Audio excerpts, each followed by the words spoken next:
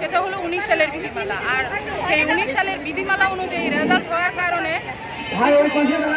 যারা সুপারিশপ্রাপ্ত হয়নি তাদের মধ্য থেকে 31 জন হিংসাত্মক কার্যকলাপে লিপ্ত হয়ে তারা আমাদের রিট করে।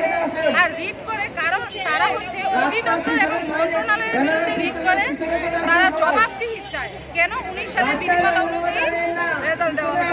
তাহলে যেখানে তারা রিট করার কারণ ছিল জবাবদিহিতা, সেখানে জবাবদিহিতার বদলে কেন আমাদের বাতিল করা হলো? তারা তো বাতিলের জন্য রিট করে নাই, তারা রিট করেছিল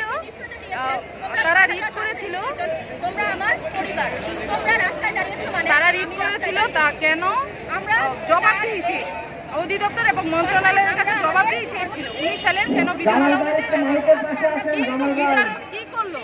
সেই জবাবদিহিতার পরিবর্তে আমাদের রেজাল্টটা পুনরায় বাতিল করে নতুন করে রেজাল্ট দিতে বলল। সেইটা নিয়েই আমরা কর্মসূচি শুরু করেছি। আমরা যখন আমাদের রেজাল্ট বাতিল হয়ে গেল, হাইকোর্ট থেকে নির্দেশ দিল যে রেজাল্ট বাতিল হয়ে 93 নতুন প্রজ্ঞাপনের উপলক্ষে রেজাল্ট হওয়ার জন্য, তখন থেকে আমরা এই রায় মানি না। আমরা এই রায়ের বিরুদ্ধে আমরা কর্মসূচি দিয়েছি এবং আমরা এখানে সারা রাত অবস্থান করেছি। আজকে এখানে সারা রাত আমরা ছিলাম, সব জেলা থেকে ভাই বোনেরা এসেছে। আমরা এখন লাগাতার কর্মসূচি দিচ্ছি, আমরা এখানে অবস্থান করছি শান্তিপূর্ণভাবে। কারণ আমরা এই রায় আমরা কিভাবে মানব?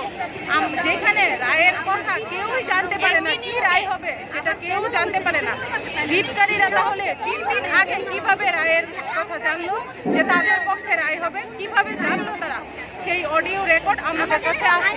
আমরা ওই অডিও রেকর্ডটা সামাজিক যোগাযোগ মাধ্যমে ভাইরাল হয়েছে, সেটা আমাদের কাছেও প্রমাণস্বরূপ আছে। তাহলে যখন একটা রায় কি হবে তা কোনো পক্ষই জানে না, তখন রিটকারীরা কিভাবে জানলো? এটা আমাদের আইন বিভাগের কাছে এবং বিচার বিভাগের কাছে প্রশ্ন যে তারা কিভাবে রায়ের কথা জানলো। তাহলে এখনো কি আইন বিভাগ বিচার বিভাগের মধ্যে ত্রুটি আছে?